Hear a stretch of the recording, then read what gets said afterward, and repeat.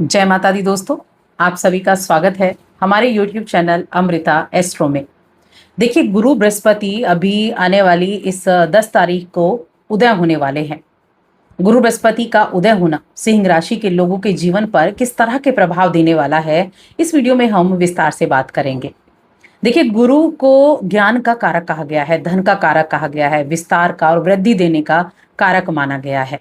साथ में ये संतान के और विवाह के कारक भी कहे गए हैं। अभी सिंह राशि के लोगों के लिए गुरु बृहस्पति 12वें घर में अस्त थे सूर्य की वजह से, यानी कि सूर्य उनके साथ विराजमान है, तो इस वजह से वो अस्त हो गए थे। लेकिन अब 10 तारीख को 9 में होंगे वैसे तो, लेकिन 10 तारीख से उसके रिजल्ट देखने को मिलेंगे। ये उदय हो जाएंगे, अपनी पावरफुल स्थिति में आ जाएंगे।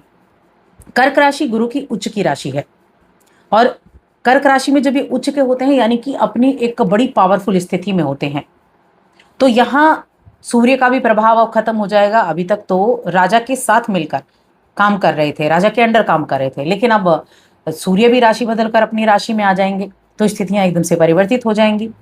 और गुरु के पास ना 3 दृष्टियां होती हैं, 5वीं, 7वीं और 9वीं दृष्टि। और कहते हैं गुरु की दृष्टि अमृत के समान है। जहां गुरु होते हैं वहां के कम रिजल्ट देंगे, लेकिन जहां वो दृष्टि डालते हैं, जिन भाव के वो स्वामी हैं, उनके रिजल्ट सबसे ज्यादा देखने को मिलते हैं। तो सिंह राशि के लोगों के लिए अगर देखा जाए तो गुरु किन किन भाव के स्वामी हैं, तो देखिए इनको ना 2 डिपार्टमेंट मिले हुए हैं। एक तो 5वां जो कि धर्म का है, ये प्रेम का, शिक्षा का, संतान का 5वां घर होता है जो गुरु के पास है, जहां पर 9 नंबर की राशि आती है। दूसरा है आपके इसमें 8वें भाव के स्वामी भी गुरु बृहस्पति हैं। 8वां भाव क्या है? गुप्त भाव कहा गया है, रहस्यमय भाव कहा गया है 8वें भाव को। अब रहस्य में सब कुछ आ जाता है, क्योंकि जो किसी को पता ही ना हो वो वह रहस्य है, वही गुप्त है, तो कुछ भी हो सकता है। अष्टम के हो गए। अब ये बैठे कहाँ हैं? 12वें घर में, तो 12वें घर के रिजल्ट हो गए। और 3 दृष्टियां, इनकी जो दृष्टियां हैं वो कहाँ कहाँ आ जाएंगी?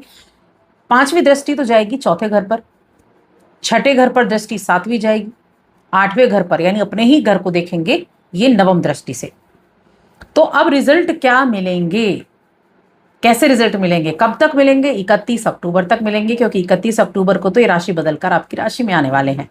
तो यहाँ सबसे पहली चीज आ जाती है कि 12वां घर ना खर्चे का भाव कहा गया है, हॉस्पिटल का कहा गया है, मोक्ष का भी कहा गया है। तो नो डाउट खर्चे होंगे, लेकिन खर्चे अच्छी चीजों पर होंगे, शुभ कार्यों पर होंगे। लेकिन जो चीजें पॉजिटिव होंगी वो क्या होंगी? अगर आप विदेश जाना चाहते थे तो यकीन मानिए, ये अगर आपका कोई पीआर वगैरह का कार्य था, वीजा वगैरह का काम था, तो ये जो अड़चनें आ रही थी वो अड़चनें आपकी दूर हो जाएंगी। लॉन्ग डिस्टेंस का ट्रेवल है ना, वो आपके लिए यहाँ मायने रखेगा और रिजल्ट भी अच्छे देगा। एक तो विदेश यात्रा प्लान कर सकते हैं, प्लान पहले से कर रहे हैं तो उसमें अब आपको अच्छे रिजल्ट देखने को मिल जाएंगे, रुकावटें दूर हो जाएंगी, आपको यात्राओं से भी लाभ मिलेगा। खर्चे होंगे, अच्छी चीज़ों पर खर्चे होंगे, जो कुछ बीमारियां चल रही थी, हेल्थ इशू चल रहे थे, उनमें राहत देखने को मिलेगी। अब यहाँ देखिए, मैंने कहा था ना कि गुरु जहाँ बैठे होते हैं वहाँ अच्छे रिजल्ट कम देते हैं, क्योंकि एक कहावत आपने सुनी होगी कि दिए तले अंधेरा होता है। वैसे ही गुरु हैं कि जहां वो देख रहे हैं वहां वो रोशनी फैला रहे हैं, लेकिन जहां वो बैठे हैं वहां वो उतने अच्छे रिजल्ट नहीं दे रहे हैं। तो क्या होगा यहाँ? जो रोग आए, यानी कि स्वास्थ्य आपका, स्वास्थ्य संबंधी प्रॉब्लम हुई, हॉस्पिटल आना जाना, अभी देखिए अस्त थे ना जब से गुरु, तो ये थोड़ा आपको हॉस्पिटल में बड़ा आना जाना पड़ रहा होगा, हॉस्पिटल के चक्कर लगाने पड़ रहे होंगे, कोई ना कोई बीमार चल रहा होगा। लेकिन अब वो हॉस्पिटल के आपके खर्चे बंद होने वाले हैं, वो जो हेल्थ इशू चल रहे थे वो हेल्थ इशू कम होने वाले हैं। एक तो आपकी राशि के स्वामी अपनी राशि में जाएंगे, जो आपकी आरोग्यता को बढ़ाएंगे, आपकी इम्यूनिटी को मजबूत करेंगे। साथ में गुरु की जो दृष्टियां हैं, देखिए गुरु जो है वो 4थे घर को देख रहे हैं, यानी कि परिवार में सहूलियत रहेगी, परिवार का सपोर्ट आपके लिए बना रहेगा। फिर जा रही है दृष्टि आपके 6ठे घर पर। 6ठा घर क्या है? रोग ऋण का है। तो इस समय अवधि में जो रोग होंगे उनसे आपको निपटने में सहायता मिलेगी, और सूर्य भी सपोर्ट कर रहे हैं। साथ में जो दुश्मन हैं, उन दुश्मनों, जो कंपटीशन है, कॉम्पिटिटर भी हो गई और शत्रु भी हो गए, तो उन शत्रुओं से भी आपको थोड़ी सावधानी जरूर रखनी है। हालांकि वो आपके ऊपर ऐसा नहीं कि वो प्रेशर बना सकते हैं या विजय प्राप्त कर सकते हैं, नहीं, आगे तो आप बढ़ेंगे, लेकिन प्रेशर जरूर थोड़ा बहुत रहेगा। ये चीजें रहेंगी। 8वें घर पर दृष्टि है जहां पर शनि बैठे हैं। अब 8वां घर तो 8वां घर है, रहस्यमय घर है, तो यहाँ चीजें अचानक से बदलाव का कारण भी बन सकती हैं।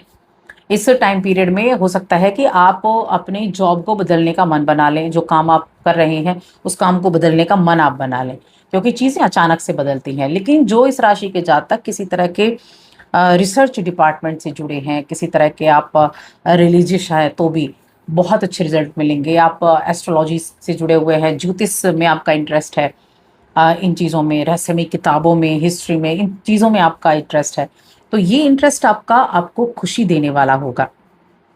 फाइनेंस के डिपार्टमेंट से आप जुड़े हैं तो उसमें भी आपको अच्छे रिजल्ट देने वाला होगा। और खर्चे की, जैसे मैंने कहा कि खर्चे तो होंगे लेकिन अच्छी चीज़ों के लिए खर्चे होंगे। और साथ में कुछ धन का आप बचत करते हुए दिखेंगे। घर में, घर परिवार की चीज़ों पर खर्चे भी आप करते दिखेंगे, परिवार की ज़रूरतों के लिए, तो उसमें भी आपका खर्चा होता हुआ दिखाई दे रहा है। अब बात करते हैं रिश्तों की। तो देखिए, प्रेम जीवन की हम जब बात करते हैं तो एक चीज आपको देखनी है। अब देखिए, पंचम पर दृष्टि नहीं है इनकी, ना ही 7वें पर है। वफादार रहना आपके लिए सबसे ज्यादा इंपॉर्टेंट हो जाता है। अपने साथी के प्रति आपको वफादार रहना है, बिल्कुल भी गुंजाइश नहीं है धोखेबाजी की, वरना वहां दिक्कत भी हो सकती है। हालांकि जब ये 31 तारीख को आपकी राशि में आ जाएंगे तब चीजों में बहुत बदलाव होगा, तब बहुत अच्छे चांस बनने वाले हैं, विवाह के, प्रेम विवाह के चांस बनने वाले हैं। लेकिन तब तक अपने रिश्तों में वफादारी रखें, समझ बनाए रखें, वरना मुश्किल हो जाएगी तालमेल बनाने में। इस चीज का ध्यान रखें, क्योंकि सूर्य भी सप्तम को देखने वाले हैं फिर 15 तारीख से, तो इसीलिए थोड़ा दिक्कतें यहाँ रिश्तों के मामले में हो सकती हैं। ससुराल पक्ष से रिश्ते जरूर संभलेंगे। जो शादीशुदा जातक हैं उनके लिए मैं कहूंगी ससुराल पक्ष से रिश्ते अच्छे हैं।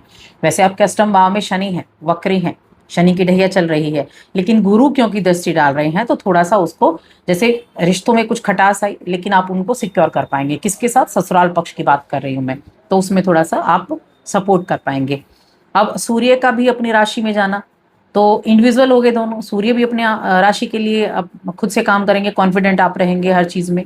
और गुरु जो 12वें घर में बैठे हैं वो विदेश से लाभ तो आपको दिला ही रहे हैं, लेकिन साथ में थोड़ा बहुत कहीं ना कहीं ये प्रेशर भी डालते हैं, तो उसमें सूर्य आपको सपोर्ट करने वाला होगा।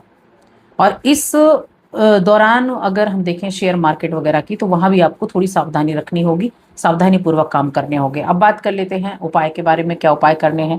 पहला उपाय तो सूर्यदेव को प्रतिदिन अर्घ्य देना, ये आपके लिए महत्वपूर्ण है। दूसरा, अगर आप चाहते हैं, सूर्य जो गुरु हैं वो उच्च के हैं 12वें घर में, और आप विदेश से जुड़ा काम कर रहे हैं, ऑनलाइन काम कर रहे हैं, या घर बैठकर आप काम कर रहे हैं, इस तरह के काम है आपके, तो मैं कहूँगी आप विष्णु सहस्त्रनाम का पाठ करना शुरू कीजिए। सुबह को प्रतिदिन विष्णु सहस्त्रनाम का पाठ कीजिए, बहुत अच्छे रिजल्ट आपको उसके द्वारा देखने को मिलने वाले हैं। तो बस आज की इस वीडियो में इतना ही। वीडियो कैसी लगी हमें कमेंट करके ज़रूर बताएं। जय माता दी।